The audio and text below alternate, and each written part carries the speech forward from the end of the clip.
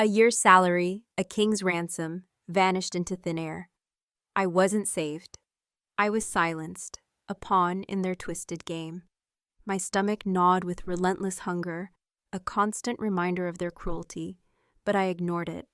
Vending machine snacks and the lukewarm trickle from the library drinking fountain were my sustenance now. Every penny had to stretch, a lifeline in this desolate landscape, and hunger was just another unwelcome distraction. The sterile environment of the courthouse felt suffocating. Suddenly, a flicker of hope. Millie Henderson, a retired clerk with kind eyes that held a hint of defiance, slipped me an access card. Her voice, low and conspiratorial, barely rose above the hum of the public record system. "Third floor, records room B," she breathed, her gaze darting nervously. "This card won't register in the system. You have 30 minutes before security does their rounds." My heart hammered against my ribs. I found it buried within the supposedly sealed files. Quarterly payments like clockwork. From a shadowy shell corporation to the Collins household, chillingly coded as dependent care support. The payments had continued until last month, the month I turned 20, the arbitrary end of their supposed obligation.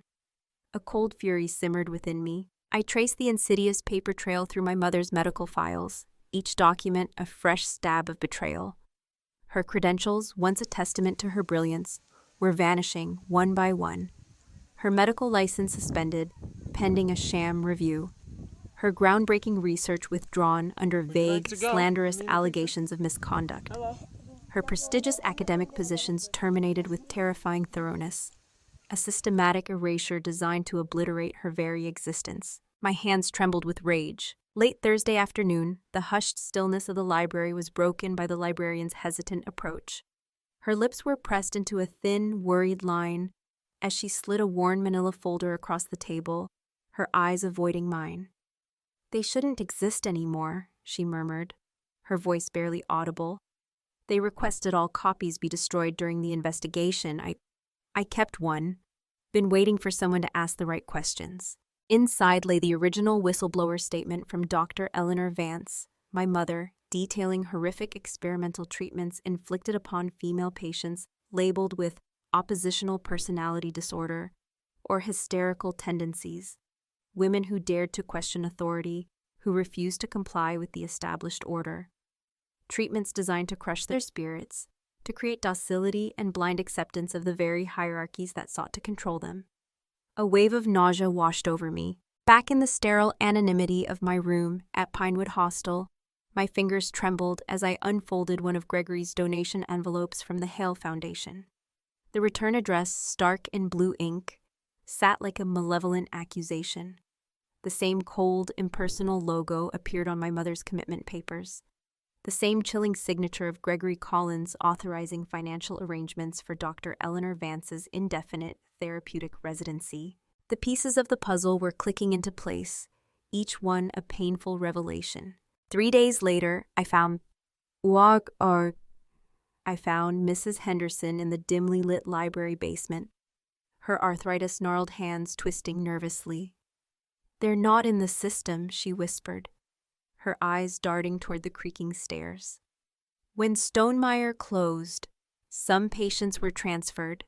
Special cases, not in any public database. She slid a hand-drawn map across the dusty table, a winding road through dense woodland, an unmarked turnoff. A facility named Rock Hollow Behavioral Center. "Security badge only," she added, her voice barely a breath. "Minimal staff, maximum containment." A knot of dread tightened in my stomach. That night, the engine of my second-hand Honda coughed to life, and I followed the crude map. Tree branches clawed at the windows like warning fingers as I drove along the unmarked access road, swallowed by the oppressive darkness. After 3 miles of suffocating isolation, the facility loomed into view, a sprawling stone structure with narrow, prison-like windows and a chain-link perimeter topped with razor wire. A single guard booth, ominously lit, monitored the entrance. A discreet sign, barely visible in the gloom, identified it as Rock Hollow Behavioral Center. Private property, no trespassing. Was she in there? Had she been there all these years, just 2 hours from the house where I grew up? The house filled with his lies. I parked on the shoulder a quarter-mile away, my heart pounding a frantic rhythm against my ribs. Through binoculars, I studied the imposing structure. Cameras, like watchful eyes, positioned at every corner.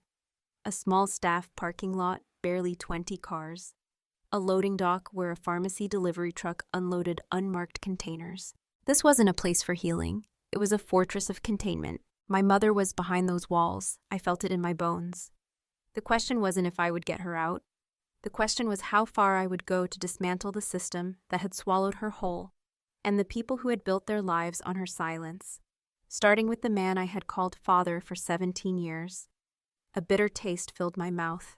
The grimy bathroom mirror of my hostel room reflected a stranger. Chestnut hair dye stained the cheap porcelain sink, a stark testament to my transformation. I practiced my cover story under my breath, the words feeling alien even after weeks of rehearsal, while massaging the harsh chemicals into my scalp with gloved hands. Angela Weber, social work student, thesis on long-term care environments. My forged student ID and visitor application lay on the countertop beside a spiral notebook filled with deliberately mundane research questions. People rarely questioned those who appeared official and, most importantly, boring.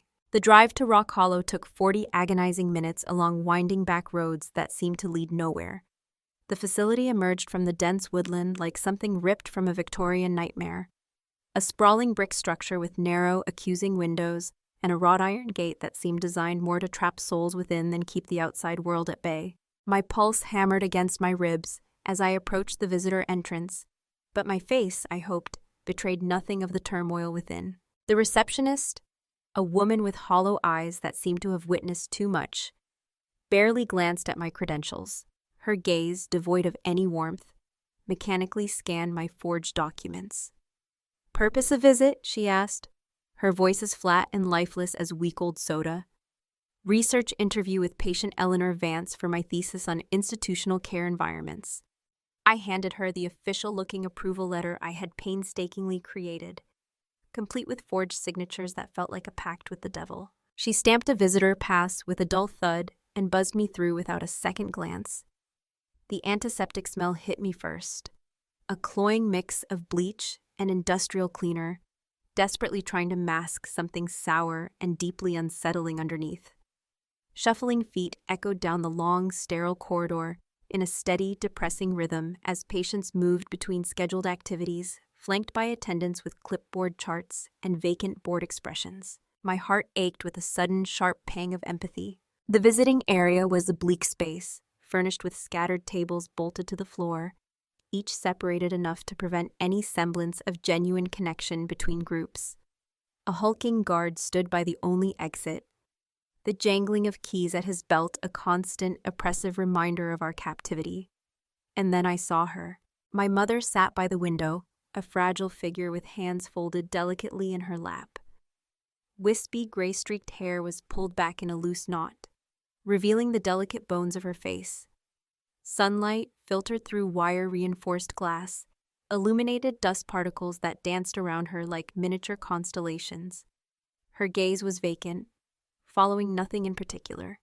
My carefully constructed research hadn't prepared me for how small she would look, how utterly lost. I approached slowly, my legs feeling heavy, and set my notebook on the table with deliberate calm. "Dr. Vance, I'm Angela Weber. Thank you for agreeing to speak with me."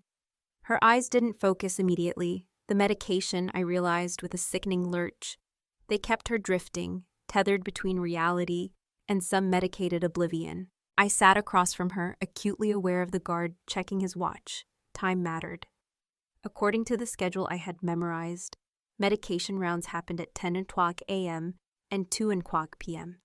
It was 11:30 a.m., the narrow window when some patients experienced a brief flicker of clarity.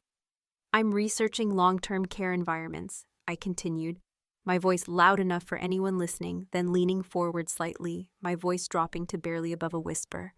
"Maya, my name is Maya." Her eyes sharpened suddenly, pupils contracting as if someone had finally adjusted her focus. Her frail fingers trembled as they reached toward my face, stopping inches short of contact. They said you would forget me, she whispered, her voice rough and unused. That you'd be safer that way.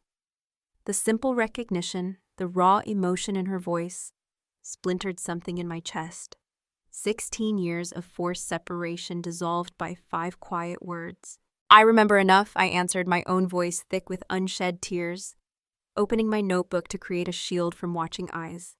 Camille's gaze darted to the guard, then back to me, a flicker of urgency in their depths. We have 20 minutes before Lawrence makes his rounds. He thinks I'm responding well to the new dosage. I nodded, keeping my expression neutral despite the storm raging behind my ribs. Tell me what happened. Behavioral conditioning experiments at Stonemer Meyer, she murmured, her face arranged in the placid, unsettling mask of the institutionalized. Hale called them breakthrough treatments for treatment-resistant patients. Her voice, though quiet, held a chilling undercurrent of remembered horror. She described mental tortures disguised as therapy, sleep deprivation, isolation, experimental drugs administered without consent. The careful selection of difficult women, she continued, her voice gaining a fragile strength. Single mothers, former addicts, abuse survivors, whose complaints would be easily dismissed. A wave of righteous anger washed over me. I was department head of psychiatry, she said, her eyes locking with mine, a spark of the brilliant woman she once was flickering within them. I found the files, patient suicides classified as treatment failures. Her words came faster now, a torrent of truth breaking through decades of enforced silence. I confronted Martin, filed reports. 3 days later, she was committed, declared delusional by colleagues she had trusted. Her gaze hardened with a bitter understanding. Your father arranged everything, she said, the words hanging heavy in the sterile air. For a moment, confusion clouded my expression before the horrifying realization crashed down upon me. Gregory Collins. He handled the financial transfers, the insidious paperwork for my custody arrangement. He had called it protective intervention. My pen hovered above my notebook, trembling slightly. The man I had called father for 17 years had personally orchestrated my mother's imprisonment and my own manipulated upbringing. I noticed Camille's right hand sliding beneath the thin cushion of her chair. She extracted a small notebook bound in faded blue fabric, passing it beneath the table with a furtive glance. I've documented everything, she whispered, her voice filled with a quiet defiance. 17 years of treatments, staff rotations, medication protocols. They assume the drugs make me compliant. They never searched hard enough. The journal disappeared into my bag as I stared at this woman, my mother, who had never stopped fighting despite the chemical restraints and soul-crushing isolation, who had kept her mind intact through systematic attempts to destroy it. My admiration for her surged. There's a nurse, Camille continued, her eyes flicking toward the hallway. Margot Bell. She left last year but still visits her former patients. Officially, she brings cookies and magazines. Unofficially, she knows what they're doing here. I memorized the name, already planning my approach. How do I find her? Service entrance, Thursdays at 4:00 p.m. Tell her I sent you. Camille's eyes flicked toward the hallway again, where a medication cart had appeared. Our time's almost up. I rose, gathering my notebook with steady hands despite the earthquake reshaping my understanding of everything. I'll come back, I promised, my voice thick with emotion. I know, she said, her expression softening for the first time. You have my eyes. 3 days later, I stood by the service entrance of Rock Hollow, my collar turned up against the biting autumn wind that carried the scent of approaching rain. At precisely 4:00 p.m., a woman in her late 50s approached, carrying a basket covered with a checkered cloth. Margot Bell? I asked quietly. She froze, her keys halfway to the door. Weariness etched into her rigid posture. Camille Vance sent me. The weariness transformed to fear, then a weary resignation. I've waited years for someone to ask the right questions, she finally said, her voice low and urgent. But not here. Meet me at Lakeside Diner in an hour. At the diner, over the bitter taste of burnt coffee, Margot placed a flash drive beside my saucer. Medication records, unauthorized protocols, security schedules. she whispered, her voice barely carrying over the clattering dishes. Your mother wasn't the only one, but she was the one they feared most. I slid it into my pocket, a cold knot of fear and fury battling beneath my carefully controlled expression. There's more, she said, pushing a manila folder across the table. These were harder to access. Inside were pediatric medical records, my medical records. Years of preventative treatments administered during routine checkups. Experimental compounds disguised as vitamins and vaccines, authorized with Gregory Collins' signature on every single form. Understanding crystallized like ice in my veins. My unexplained childhood illnesses. The monthly doctor visits. The pills every morning with breakfast that Gene, the man I knew as my uncle, had insisted were just to keep you healthy, sweetheart. A wave of nausea and dawning horror washed over me. There are others, Margot said quietly, her eyes filled with a profound sadness.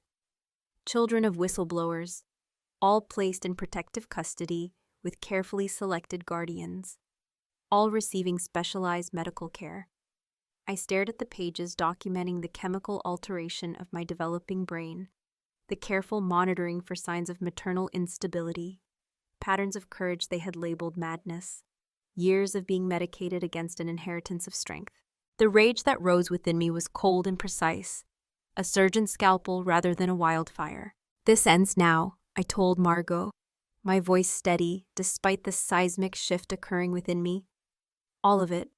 As I walked back to my car, I made a silent vow to the mother who had never stopped fighting and to the child I had been, who had never understood why her mind felt perpetually clouded, why her dreams were always just beyond reach. They hadn't just stolen my mother, they had methodically attempted to erase her from me, cell by cell, synapse by synapse, and they had failed. The bathroom mirror at Pinewood Hostel had a jagged crack running from corner to corner. I traced it with my finger, watching my reflection split into the naive person I had been raised to be and the hardened woman I was becoming. 3 weeks living in this transient place, and I had claimed the corner room as my war room. Behind me, the back wall bloomed with a chaotic collage of evidence, newspaper clippings, photocopied documents, handwritten notes, all connected by a spiderweb of angry red string.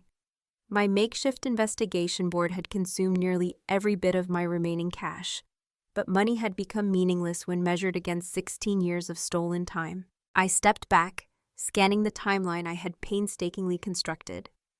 Whistleblowers at Stonemer, silenced with disturbing regularity, psychiatric commitments following flimsy allegations, children placed in protective custody with financially compensated guardians. Each thread, like a malevolent tendril, connected back to the Hale Foundation and to Gregory Collins, the man who had called himself my father while cashing checks for keeping me quiet. A bitter laugh escaped my lips. Camille's coded journal lay open on the bed beside my laptop. I had spent every night for a week transcribing her deliberate scrawl, deciphering the substitution cipher she had developed to document everything. Medication dosages increased before board inspections, patient transfers in the dead of night, staff members who questioned protocols suddenly reassigned or terminated. The hostile radiator clanked and hissed, pushing tepid air into the cramped room. I checked my watch. Almost time. Outside the diner window, traffic crawled through the afternoon rain. I had chosen this place specifically, crowded enough for anonymity, noisy enough to mask hushed conversations, and crucially, 3 exits in case of trouble. The woman across from me stirred her coffee for the 3rd time without drinking it. I tried to tell this story 10 years ago, Tessa Monroe said finally, her eyes sharp despite the fatigue lining her face. They scanned the documents I had placed between us. A former investigative journalist, blacklisted after pursuing corruption allegations against politically connected figures, Tessa was my 7th attempt at finding the right ally. The previous 6 had believed me, but lacked either the courage or the platform to help.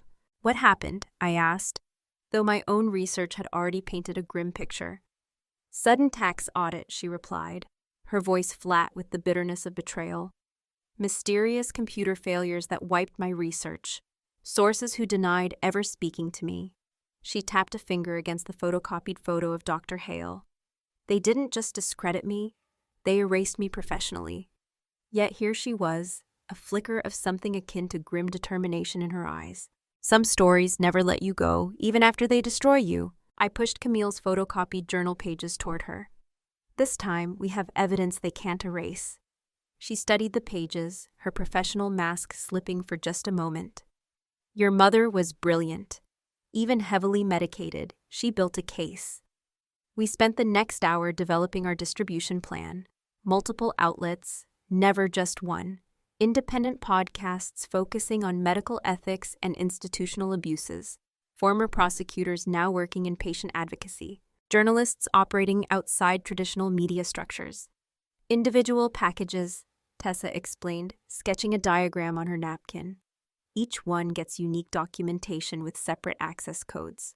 No single target has everything. A dead man switch protocol, I added, understanding immediately. She nodded, a flicker of something like respect crossing her features. We're not just telling the truth, we're making it too loud to bury. I returned to the hostel after dark to find Gregory standing in the shabby lobby, his charcoal suit incongruous against the worn furniture. The night manager looked almost apologetic as I approached. Maya, Gregory said, his lawyer voice perfectly modulated despite the visible tension in his jaw. We need to talk. I led him to the common room, deliberately choosing the space with the security camera in the corner. He noticed my strategic positioning, his eyes narrowing slightly. Your mother had certain unstable genetics, he began, straightening his tie with a nervous tick. We've protected you from that heritage. These delusions you're pursuing? How did you find me? I interrupted, my voice cold and steady. His momentary silence told me everything. They were watching, tracking. The police contacted me today, I continued calmly. They're concerned about my behavior. Interesting timing, he said, his expression unreadable, but his knuckles whitened as he gripped his leather portfolio. That evening, a text arrived from Margot. Security doubled at Rock Hollow, night transfer scheduled. They're moving patients, hiding evidence. Another chilling message followed. Someone accessed my library account yesterday. The automated email notification confirmed my worst fears. My carefully constructed timeline suddenly seemed too slow, too methodical. 3 days later, it began. The Medical Ethics Podcast released their explosive interview with an anonymous insider, interwoven with Camille's haunting audio recordings, describing the horrific experimental protocols. By noon, screenshots and soundbites circulated like wildfire across social media. Local reporters, sensing a major story, started making inquiries. Anonymous tips from former Rock Hollow employees began trickling in, chillingly validating our claims. That evening, the hostel manager stopped me at the stairs, his voice low and conspiratorial. 2 men asking questions about you today, showed badges but wouldn't leave cards. I texted Tessa immediately. We need to accelerate our timeline. By morning, I had relocated to a small anonymous apartment belonging to Tessa's friend. My few possessions crammed into my backpack. The first major news outlet had picked up the story. The Hale Foundation issued a predictably bland statement denying all allegations, calling it a coordinated smear campaign. Their denial, however, rang hollow against the gathering wave of evidence we had unleashed. Too many voices speaking at once. Too many damning documents pointing to the same horrifying conclusion. The truth wasn't just emerging, it was roaring. I woke to the insistent buzzing of my burner phone vibrating against the nightstand. The digital clock read 4:17 a.m. Tessa's name flashed on the screen. It's happening, she said without preamble, her voice tight with adrenaline. Turn on any news channel. I fumbled for the remote, my fingers clumsy with sleep and a surge of nervous energy. The ancient television in my temporary apartment flickered to life, bathing the room in a cold blue light. The scrolling headline at the bottom of the screen screamed, "Breaking, multiple outlets report allegations of patient abuse at Rock Hollow Behavioral Center." My breath caught in my throat. After weeks of meticulous planning, the synchronized release of evidence packages to 7 different media outlets had worked exactly as intended. The Washington Times has the financial records, Tessa continued, her voice a mixture of triumph and disbelief. Channel 9 is running the video footage from Stonemer. NPR has 3 former employees on record. I watched, transfixed, as the camera cut to the steps of the Hale Foundation headquarters. Dr. Martin Hale, his normally immaculate appearance disheveled, stood behind a podium, sweat beading on his forehead despite the early morning chill. These allegations are completely unfounded, he stammered, adjusting his tie with trembling hands. The Hale Foundation has a 50-year history of compassionate care. The reporter's sharp voice cut through his carefully constructed facade.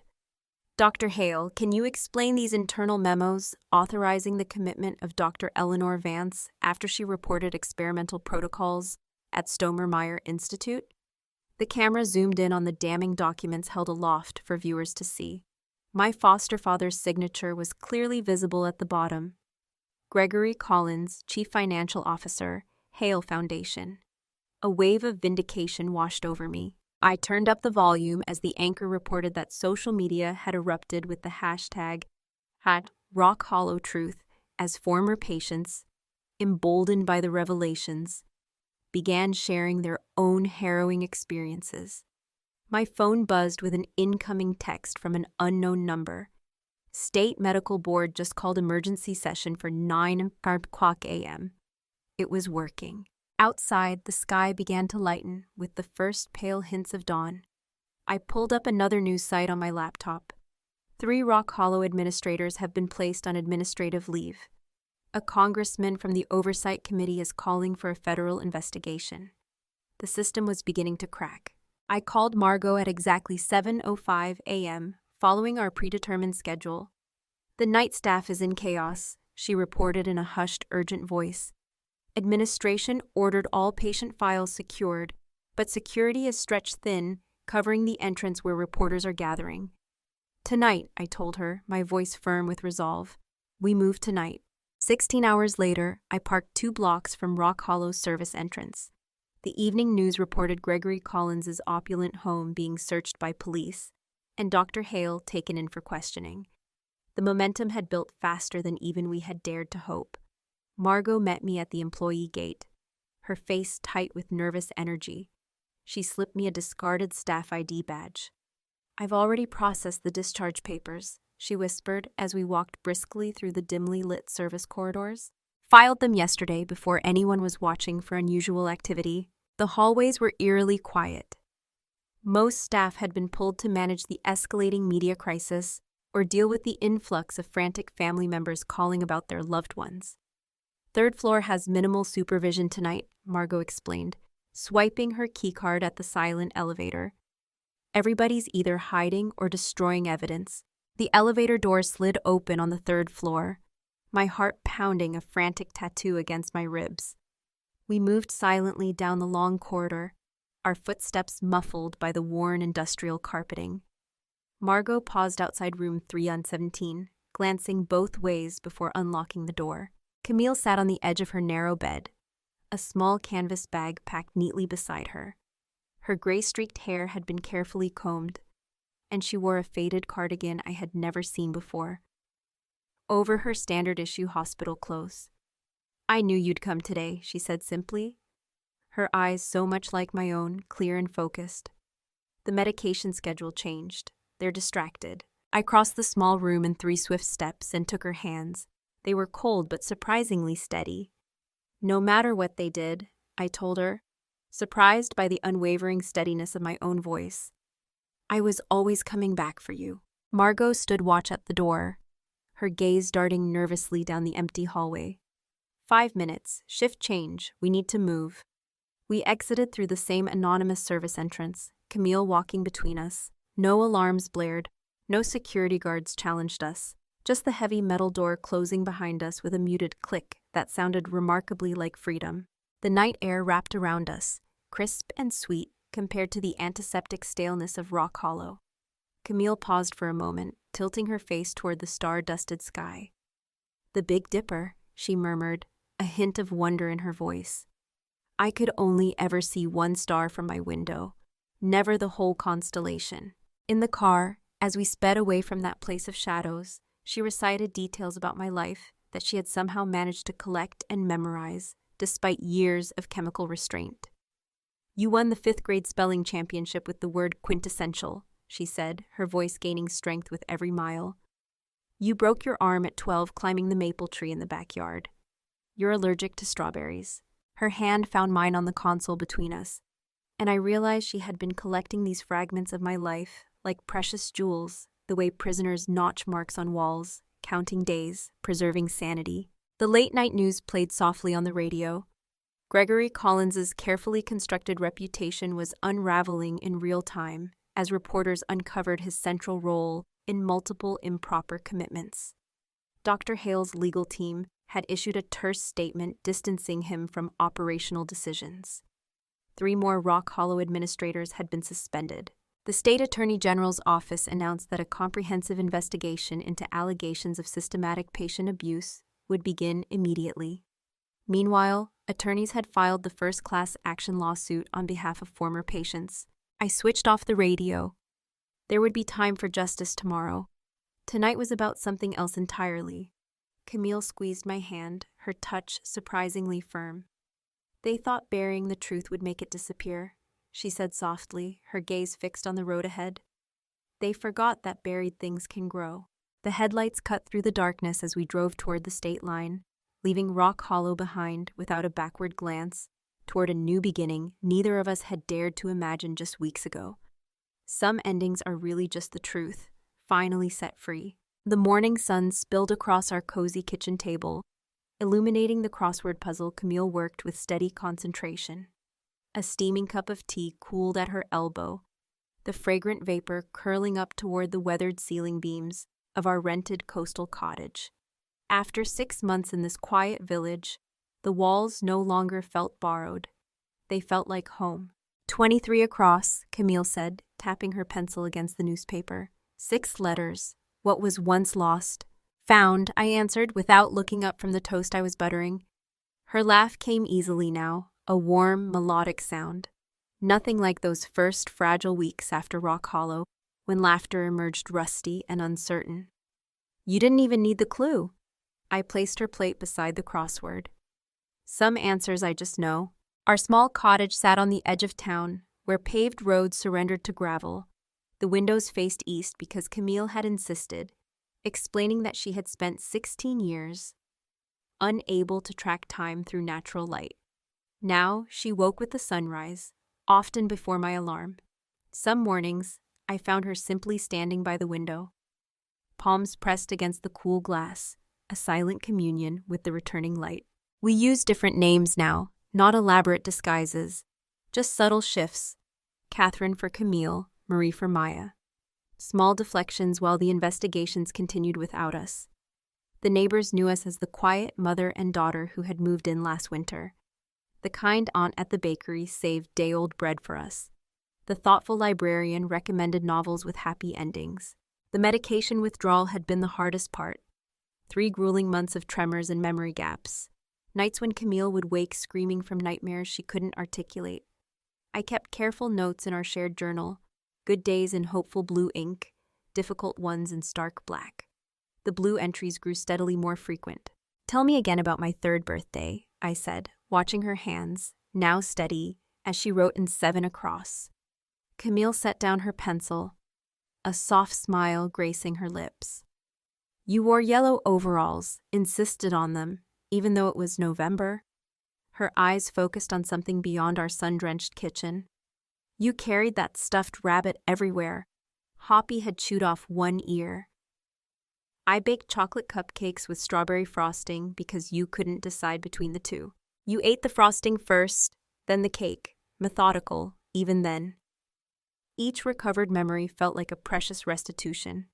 We were building a bridge across 16 years of stolen time, plank by painstaking plank. The television murmured softly in the corner, the volume low. Camille still flinched at sudden loud noises. The morning news showed Dr. Hale being escorted from his foundation offices, his face shielded by an upraised hand. The headline crawled across the bottom of the screen. "Investigation expands to 3 states. They found the records in Connecticut," Camille said quietly. I didn't ask how she knew. Tessa kept us informed through secure channels. though we had never revealed our location. Her groundbreaking exposés had just won a national award. Gregory Collins faced 13 criminal charges. The state medical board had suspended 6 psychiatrist licenses. A congressional hearing on institutional psychiatric abuse was scheduled to begin next month. The notification chime on my laptop sounded from the other room. Camille raised a questioning eyebrow.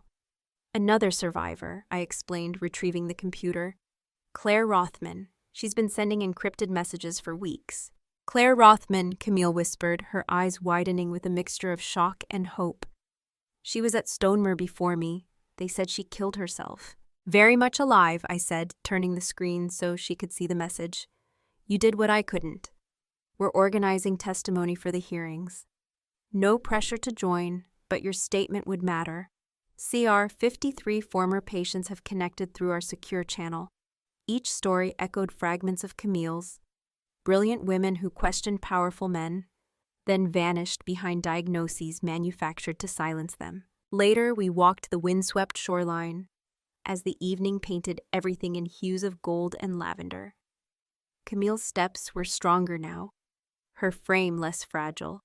She pulled a faded photograph from her pocket, the one she had kept hidden inside Rock Hollow's library copy of Jane Eyre for 16 long years.